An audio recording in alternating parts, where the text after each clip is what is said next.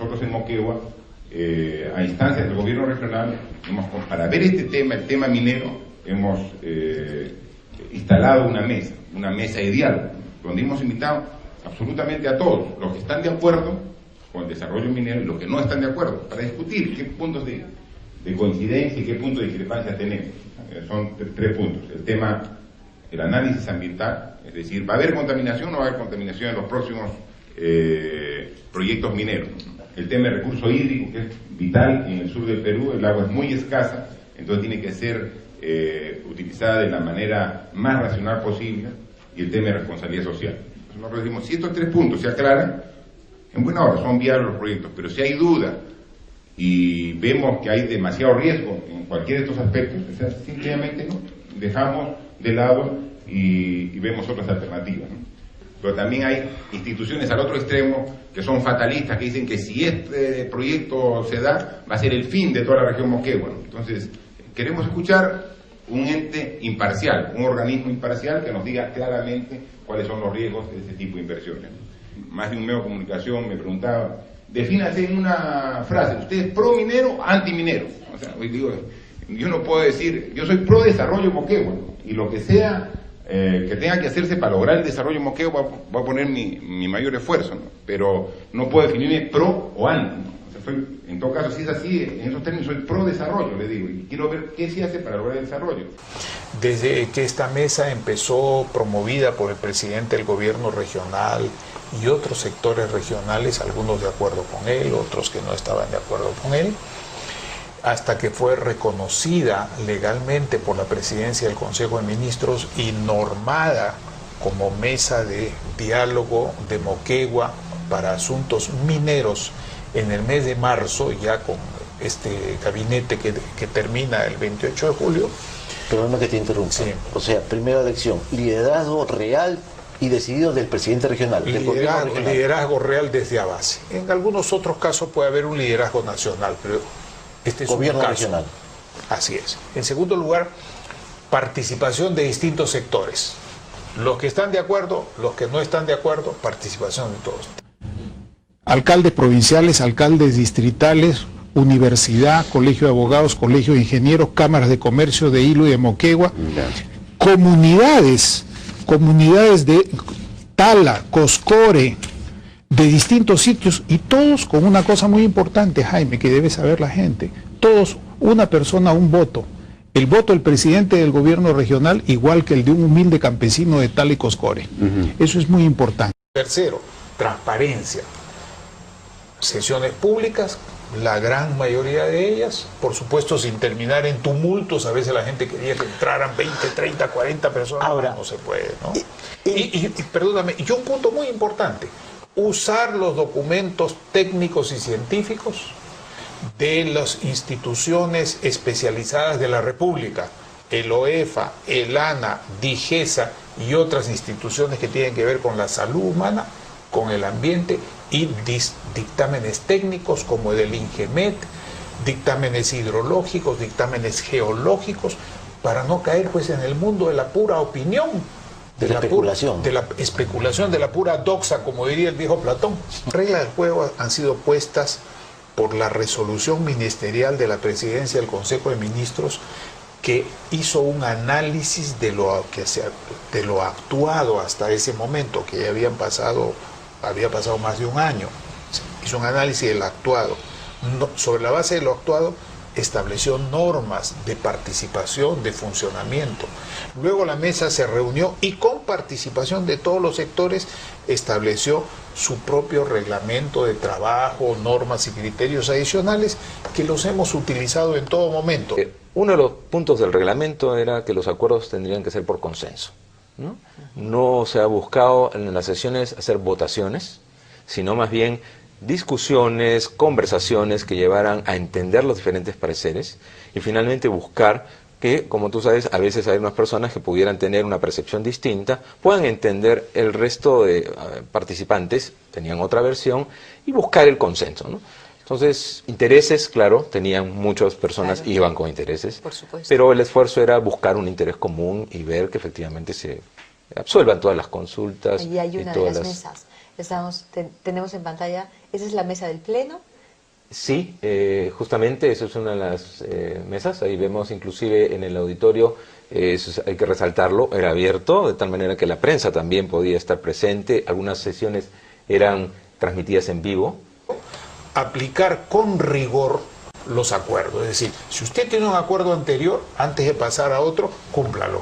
No deje que se le acumulen cosas. Así como la gente se queja de que hay muchas actas acumuladas, que han firmado actas, acuerdos y que no se cumplen, en este caso no se pasaba a otro punto importante sin antes verificar el cumplimiento de los anteriores. Y en eso todos hemos hecho un esfuerzo muy grande. La empresa en algún momento decía, no, esto es demasiado para mí, no lo puedo aceptar, me están abusando, pero yo creo que todos han cedido, ¿no? La tecnología que está aplicando Anglo American en este proyecto es de las más altas y probadas tecnologías en el mundo. Anglo American tiene casi 100 años de operación en todo el mundo. Estamos en 45 países. Es cuestión de recoger información de la fuente de ingenieros que han desarrollado este proyecto durante 18 años y donde tiene la más alta tecnología que asegura que no va a haber ningún impacto en el medio ambiente. La minería de hoy no es la misma minería que teníamos ancestralmente, ¿no?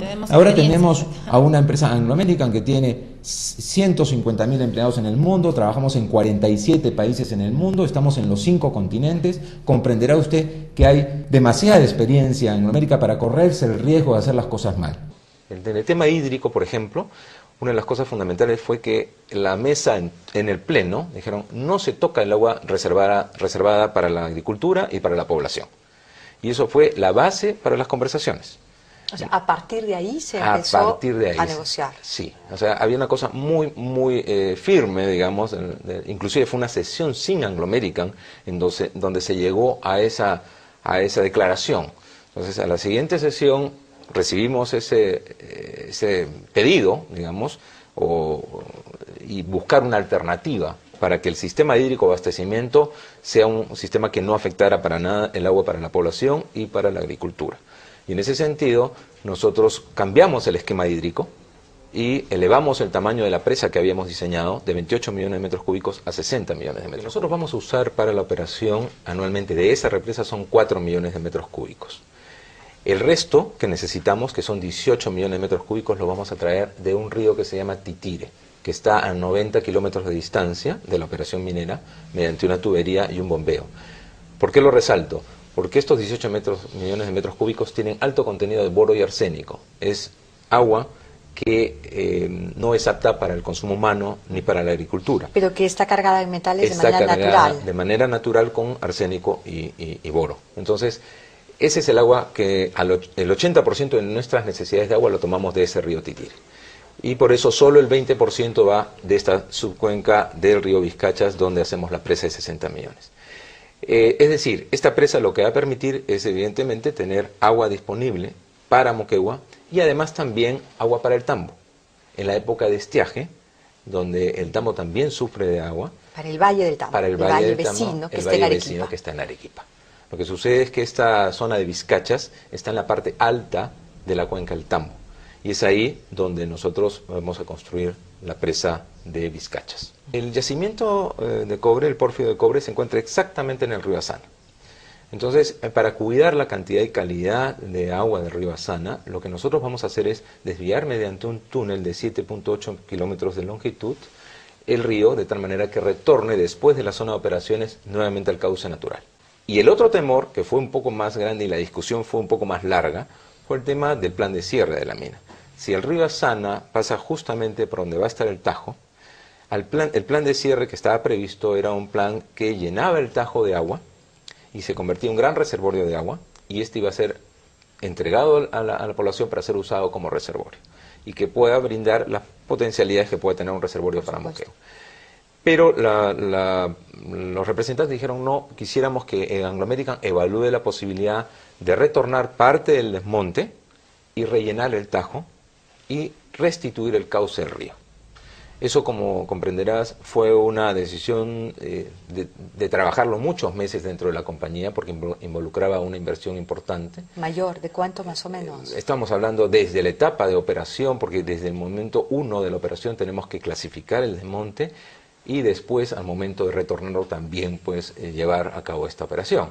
Entonces, indudablemente, después de toda esta discusión, nosotros regresamos a la comisión y le dijimos que era factible, que podíamos hacer esto al cierre de la mina. Con eso, indudablemente, bajaron las tensiones, las preocupaciones sobre ese esquema también, y finalmente eso dio pase a que podamos trabajar el tema de responsabilidad social. La empresa acepta, a pedido de la mesa, hacer una inversión de aproximadamente 1.000 millones de soles antes de que empiecen las operaciones. ¿Para qué? Para resolver el problema hídrico. Resuelto el problema hídrico, Juan, en una región donde el agua es deficitaria y una parte importante se va al mar, como en toda la costa peruana. Cecilia, que se percibió de parte de la población es que no requerían ellos tener algún fondo antes inclusive de la operación de los 30 años que tú has mencionado. Lo que decían, durante los 4 años de construcción también quisiéramos tener nosotros un fondo porque requerimos traer esa agua que va a estar disponible en la zona de la subcuenca de Vizcachas y que ustedes la van a represar y nos la van a entregar. Quisiéramos que esa agua pueda ser bombeada y traerla a Moquegua, porque está en otra cuenca y hay que bombearla, hay que pasar una altura de 200 metros para ponerla en Moquegua. Entonces, dentro de estas conversaciones se quedó en que el fondo de 1.000 millones, 350 millones van a estar entregados durante la etapa de construcción de la mina, para facilitar justamente 2 proyectos importantes: el bombeo del agua de Chilote y Chincune, que es la zona esta de la subcuenca de Vizcachas, para que tengan agua en Moquegua, eso más o menos serán 20 millones de metros cúbicos, y un represamiento y un almacenamiento de agua de 2.5 millones de metros cúbicos en el Azana. Esas 2 obras entonces podrán ser viables a partir de este primer desembolso durante los 4 años de construcción de la mina. Y luego los otros 650 millones de soles van a ser desembolsados durante los 30 años de operación, a razón de aproximadamente 22 millones de soles por año, para proyectos de desarrollo, fortalecimiento de capacidades, que permitirán a las 3 provincias de Mariscal Nieto, Hilo y Sánchez Cerro tener por partes iguales, eso lo ha decidido el Pleno de la Mesa, proyectos de desarrollo. Esto lo hemos explicado, lógicamente, a través de talleres, información, visitas también en la zona de Islay, en el Tambo, Cocarachacra. Tenemos una oficina nosotros de información, tenemos personal de relaciones comunitarias de la empresa, donde hemos brindado esta información. Así que creo yo que es cuestión de seguir informando, lógicamente, el beneficio que va a traer para el Tambo justamente en esta época de estiaje donde ellos tienen problemas, ¿no? Este proceso no hubiera sido posible si no hubiera habido la disposición de todo el pueblo de Moquegua, de sus representantes en esta mesa de diálogo. Yo creo que ha sido importantísimo el hecho de que no han desmayado, han sido 16 meses donde uno pensaría que de repente no iban a continuar asistiendo por lo largo del proceso, sin embargo, ahí han estado. Porque nosotros tenemos un modelo de desarrollo en nuestra región, donde una parte de ese modelo de desarrollo es la minería. O sea, nosotros no podemos sentar las bases de todo el desarrollo de Moquegua solo en la minería. La minería es una parte del desarrollo. Nosotros queremos la minería, sí, porque va a generar ingresos y va a generar mayores presupuestos para los municipios, para la región, pero queremos la agricultura, porque la agricultura genera los puestos de trabajo. Queremos la equidad, la inclusión social dentro de nuestra región. Tenemos una propuesta de desarrollo para Moquegua, que es lo que llamamos el modelo de desarrollo de Moquegua, donde una de sus bases es el desarrollo minero, pero sin descuidar el desarrollo agrícola, el desarrollo turístico, el desarrollo pesquero. Hoy en día vemos que puede en una discusión, en una propuesta, con diálogo, con la intervención del Estado, ¿no? O sea, si no hay una intervención del Estado entre lo que es la empresa, la sociedad civil, tampoco puede llegarse a soluciones, porque todos conocemos que la gran minería depende de lo que es el Ejecutivo y en la que se tienen que tomar las grandes decisiones. Entonces, esta conformación nos permite llegar a estos acuerdos y sobre todo llegar al paso siguiente, que es el monitoreo.